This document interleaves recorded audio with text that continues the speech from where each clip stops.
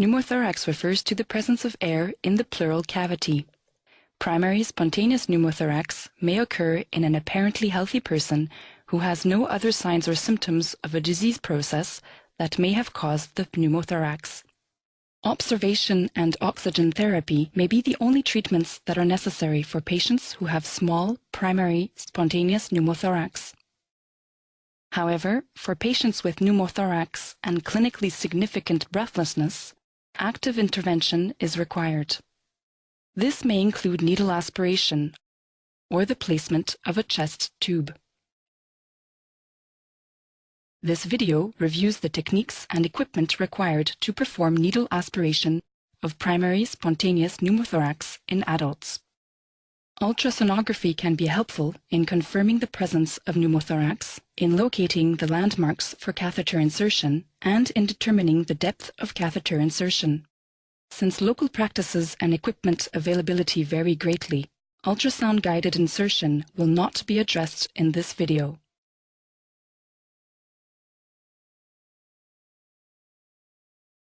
Needle aspiration is appropriate for patients with their first episode of primary spontaneous pneumothorax. These patients should have no evidence of underlying lung disease and should either exhibit breathlessness or have a pneumothorax consisting of a rim of air of more than 2 centimeters measured at the level of the hilum.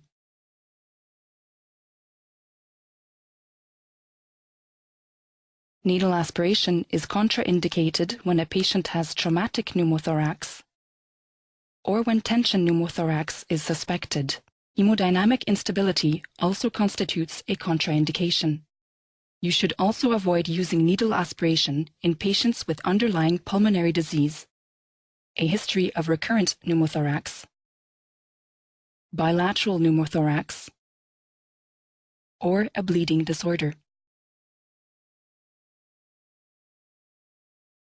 Numerous devices can be used to perform needle aspiration. You should be familiar with the specific devices available at your institution. In this video, we will use an intravenous over-the-needle catheter to demonstrate the procedure. Begin by gathering the necessary equipment. The equipment needed for aspiration includes a 16-gauge or 18-gauge over-the-needle catheter, tubing with a 3-way stopcock, and a 50 milliliter or 60 milliliter syringe. To administer local anesthesia, you will need 1% or 2% lidocaine, a 10 milliliter syringe, and 22-gauge and 25-gauge needles. You will also need sterile gloves, a protective or sterile gown, a face mask, chlorhexidine or another antiseptic solution, a sterile preparation kit, and a sterile drape. Explain the procedure to the patient and obtain written informed consent. Confirm the patient's identity, the indication for needle aspiration, and the absence of contraindications. Confirm that the patient has no allergy to lidocaine and verify whether the pneumothorax is on the right side or the left side. Place the patient in a semi-supine position with the torso at a 30 to 45 degree angle to allow the air to collect at the apex of the lung. Administer oxygen and monitor the patient for pulse oximetry, heart rate, and blood pressure. An intravenous catheter should also be in place. Finally, provide the patient with a face mask.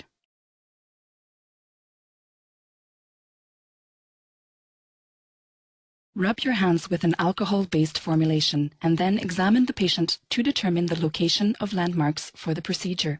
The preferred location for placement of a needle for aspiration of pneumothorax is the second intercostal space in the midclavicular line, on the side with the pneumothorax. Begin by locating the second and third ribs. The second rib is the first palpable rib that can be felt just below the collarbone. Then locate the third rib. The second intercostal space is the area between the second and third ribs. Next, identify the middle of the clavicle and the midclavicular line. The intersection of the midclavicular line and the second intercostal space is the correct place to insert the needle for aspiration of pneumothorax. It can be helpful to mark the needle insertion site with a skin marking pen.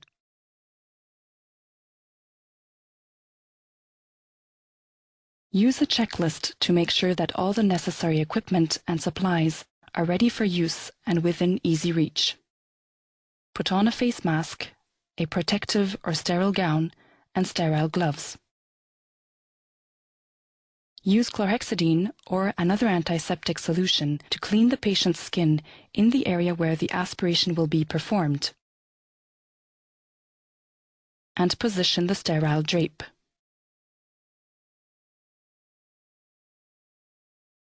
Aspirate lidocaine into the 10 ml syringe for use as a local anesthetic agent. Using a 25-gauge needle, inject a wheel of lidocaine at the superior edge of the third rib at the mid-clavicular line.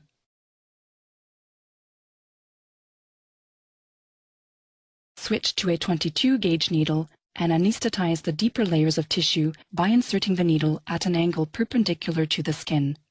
Before injecting the anesthetic, always aspirate the site to make sure the needle has not entered a blood vessel.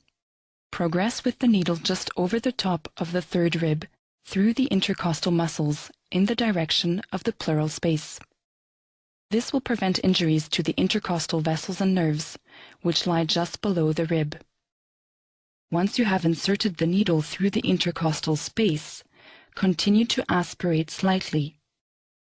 When you penetrate the pleural space, air bubbles will appear as you aspirate. Before you remove the needle, note the depth of penetration. You will use the depth as a reference point when you insert the over-the-needle catheter. Connect the over-the-needle catheter to the 10 ml lidocaine syringe, which should be partially filled with the remainder of the local anesthetic. Stabilize the skin with the non-dominant hand and puncture the skin with the catheter using the same landmarks that you used for the local anesthetic. Continue to aspirate with the syringe, slowly progressing in the direction of the pleural space. Again, when the needle penetrates the pleural space, air bubbles will appear in the syringe. At this point, move the needle forward a few millimeters to allow the catheter tip to fully penetrate into the pleural space. The appearance of air bubbles will confirm that the catheter has progressed into the pleural space. Ask the patient to exhale or cough to prevent air from being sucked into the pleural cavity. Remove both the catheter and the 10 ml syringe. Immediately cover the opening of the catheter with your finger to prevent the entry of additional air into the pleural cavity. Attach the tubing with the three-way stopcock to the catheter. Use the 50 or 60 ml syringe to gently aspirate the air from the pleural space.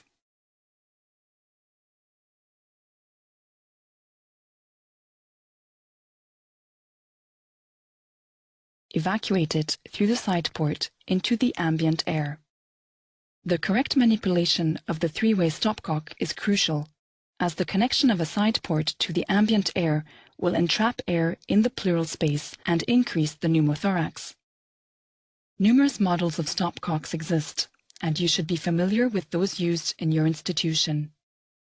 The three white arms of the stopcock used in this video point to an open side port, while the side without an arm points to an obstructed side port with a closed end. When air is being aspirated from the pleural space, the stopcock should be open between the patient and the syringe, but closed to the ambient air. To evacuate the air into the ambient air, you must turn the stopcock so that the syringe is connected with the environment, but not with the patient. Make sure that the pleural space is never connected with the environment while you are turning the stopcock. Measure the volume of the air that is aspirated by counting the number of syringes evacuated. If more than 2.5 liters have been evacuated, the procedure should probably be stopped, because such a large volume suggests that there is an air leak. Continue manual aspiration until you cannot aspirate any more air. Remove the catheter, put a sterile dressing on the site of insertion, and order a post-procedural chest radiograph to be obtained with the patient in an upright position. When needle aspiration is successful, the patient's symptoms will improve, and no pneumothorax, or only minimal residual pneumothorax, should be visible on the post-procedural chest film. Most patients are ready for discharge approximately 6 hours after the procedure, if a second post-procedural chest radiograph shows no indication that the pneumothorax has reappeared. The timing of patient discharge will vary according to the institution.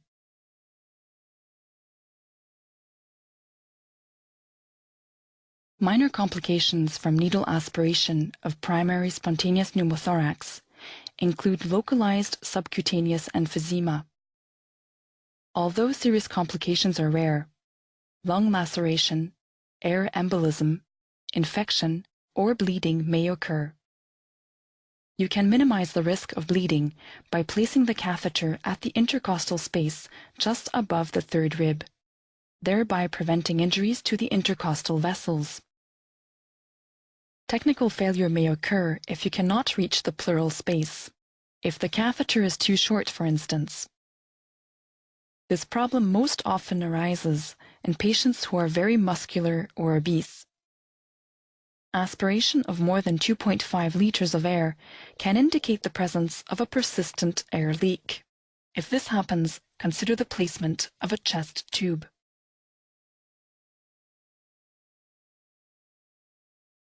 Needle aspiration is an alternative treatment to the placement of a chest tube for patients with a first episode of primary spontaneous pneumothorax.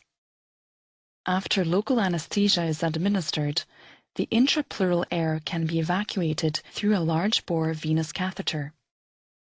The success of the procedure is confirmed by clinical improvement and by a chest film showing no or minimal residual pneumothorax.